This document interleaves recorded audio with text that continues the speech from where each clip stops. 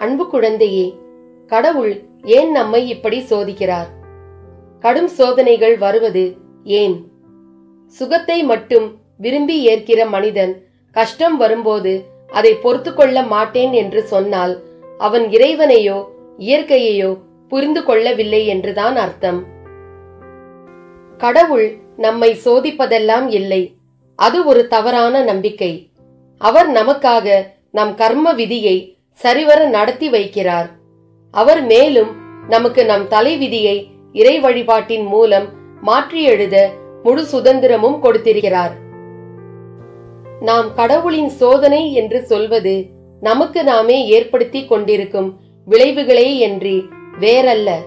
மக்களிடம் ஆச்சரியப்பட வைக்கும் விஷயம் என்னவென்றால், கஷ்டங்களை அனுபவிக்கும் போது ஏன் எனக்கு என்பவர்கள் அவர்கள் வளர்ச்சி அடைகையில் எனக்கு ஏன் இந்த வளர்ச்சி என்று கேட்பதே இல்லை. எனக்கு மட்டும் ஏன் இத்தனை கஷ்டம் என்று கூறுபவர்கள் என்றாவது எனக்கு மட்டும் ஏன் இந்த பணம், வீடு, நகை, வெளிநாட்டு பயணம் என்று கேட்டதுண்டா? வைரம் அறுக்கப்படாமல் பளபளப்பாகாது, மின்னாது. தங்கம் நெருப்பில் புடம் போடாமல் புனிதமாகாது. நல்லவர்கள் சோதனைக்கு உள்ளாவார்கள், ஆனால் வேதனைப்பட மாட்டார்கள். வாழ்வின் அனுபவங்கள் அவர்களை சிறப்பிக்குமே தவிர கசப்பிக்காது. ஆரம்பத்திலிருந்து கடைசி வரை கஷ்டப்பட்டே வாழ்ந்து செத்தவர்கள் இந்த உலகத்தில் யாரும் கிடையாது.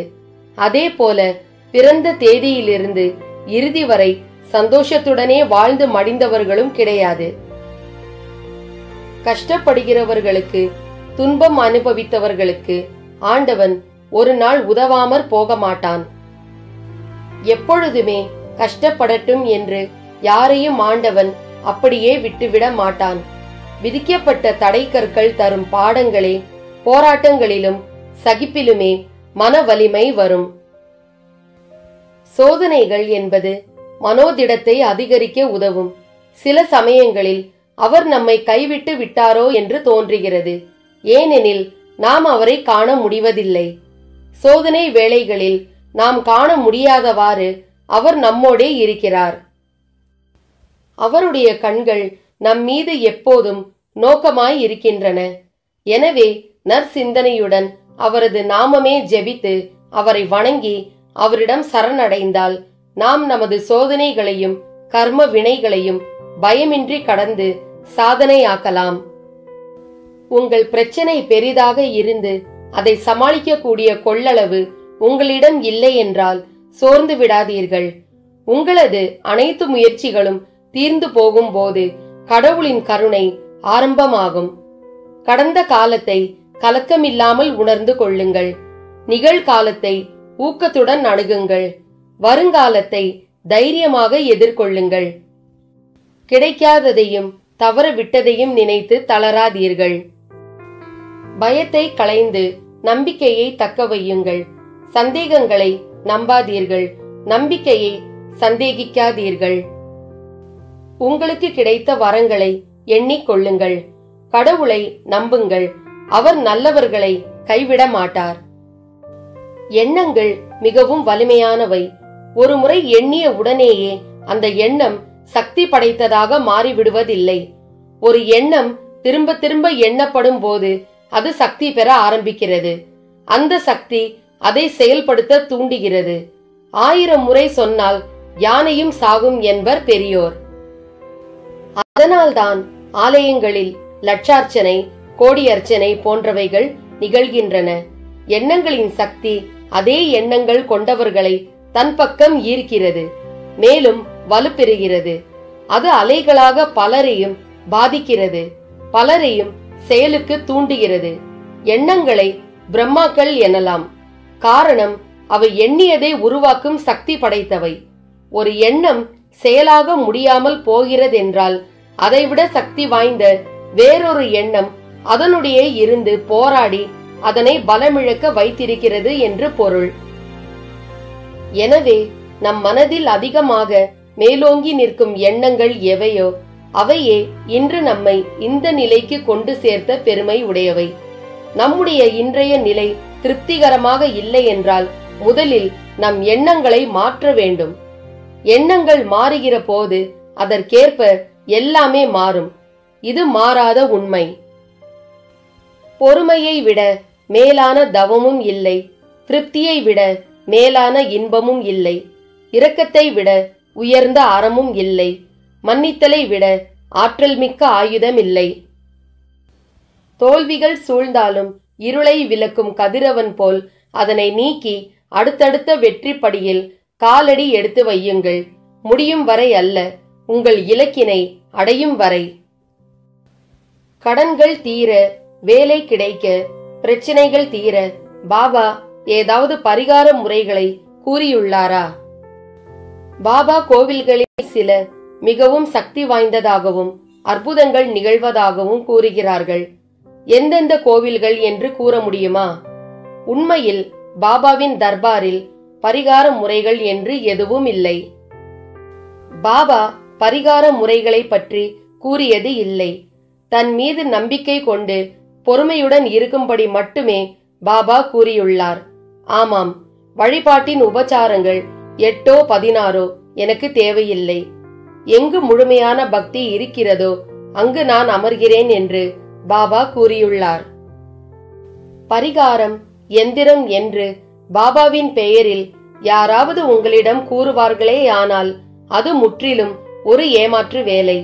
உண்மையான பக்தி கொண்டு பாபா கூறியுள்ளபடி வாழு பக்தனின் உள்ளமே பாபாவின் மிகவும் சக்தி வாய்ந்த கோவில். உண்மையான பக்தன் எப்போதும் எல்லா இடங்களிலும் தன்னை காண்பதாக பாபா கூறியுள்ளார். ஆகவே நீங்கள் வெகு தூரம் சென்று பாபாவை தரிசிக்க வேண்டிய அவசியம் இல்லை. தாங்கள் நடத்தும் கோவிலில் இருக்கும் பாபாவே மிகவும் சக்தி வாய்ந்ததாகவும் பரிகார முறைகளை கூறுவதும் ஒரு வகையில் பணம் பறிக்கும் எண்ணமே அன்றி வேறெதுவும் இல்லை. நம்பிக்கையோடு எந்த இடத்தில் பாபாவை நினைத்தாலும் பாபா நமக்கு காட்சி அளிப்பார். பாபா யோகாசனத்தையோ பிராணாயாமத்தையோ இந்திரியங்களை பலவந்தமாக அடக்குவதையோ மந்திரத்தையோ தந்திரத்தையோ எந்திர பூஜைகளையோ யாருக்கும் போதிக்கவோ விதிக்கவோ இல்லை. பாபாவின் ஒரே போதனை பொறுமை, நம்பிக்கை. பக்தனுடைய ஆத்ம சுகம் குருவுக்கு பெரும் மகிழ்ச்சியை அளிக்கிறது. பக்தன் எவ்வளவுக்கெவ்வளவு ஆன்மீக முன்னேற்றம் அடைகிறானோ அவ்வளவுக்கவ்வளவு குரு குதூகலம் அடைகிறார். அந்த பக்தனை கொண்டாடுகிறார். மனித உடல் ஆரோக்கியமான நிலையில் இருந்தாலும் வேறு விதமாக இருந்தாலும் கர்ம பந்தத்திலிருந்து விடுபட முடியாது. ஆகவே குரு பாதங்களில் பிரீத்தியுடன் மனத்தை உள்முகமாக செலுத்துங்கள். பின்னர் குரு பாதங்களில் பிரேமையுடைய பக்தர்களின் யோகக்ஷேமத்தை குரு சிரமமேதும் இன்றி அளிக்கும் மிக உத்தமமான அனுபவத்தை அடையுங்கள். இது கேட்டாலும் கிடைக்காத நிலை. ஆயினும் குருவின் பெருமையை பாடுவதால் சுலபமாக கிடைக்கும். பெரும் முயற்சிகள் செய்தும் அடைய முடியாத நிலை. குரு கிருபையின் பலத்தால் தானாகவே உங்களிடம் வந்து சேரும். அவர் வாழ்ந்த போது எப்படி அள்ளி தந்தார், அவ்வாறே இப்போதும் அள்ளி தருவதை அறிந்திருப்பதால்தான் மக்கள் எந்த சூழலிலாவது ஒரே ஒரு முறை பாபாவை தரிசனம் செய்துவிட்டு வந்தால் போதும், வாழ்வில் எல்லாம் கிடைத்துவிடும் என்று உறுதியாக அறிந்து கொண்டிருக்கிறார்கள். கடந்த காலத்தின் சூழலால் பிரச்சனையால் நிம்மதி இழந்து நகரத்தின் கோரப்பிடியில் சிக்கி தவிப்போர் நிம்மதி தேடி பாபாவிடம் ஓடி வருகிறார்கள். வறுமையில் சிக்கி மீள முடியாமல் தவிப்போர் வறுமையில் இருந்து மீண்டும் வளம் பெற ஓடி வருகிறார்கள். நல்ல வாழ்க்கை அமைய வேண்டும், நல்ல ஆலோசனை கிடைக்க வேண்டும் என இப்படி ஒவ்வொருவரும் ஒவ்வொரு கோரிக்கையுடன் வருகிறார்கள். எல்லோரையும் ஏற்று எல்லோருக்கும் நல்லதை மட்டுமே செய்கிற கலியுக கடவுளாக வாழும் வள்ளலாக ஒருமுறை அழைத்தால் ஓடி வந்து இதயத்தில் நுழைந்து வாசம் செய்கிறவராக விளங்குகிறார் பாபா. இப்படிப்பட்ட சாய்பாபா உங்களை எல்லா விதத்திலும் பூரணமாக்க வல்லவர். எங்கும் வியத்த பரம்பொருள், கண்கண்ட இஷ்ட தெய்வமாய் கடாட்சம் செய்கிற அவரது அருளை பெற தினமும் சாய்பாபாவை மனமுருக வேண்டிக் கொள்வோம். மாற்றத்தை தெரிந்து கொள்வீர்கள். ஜெய் சாய்ராம்.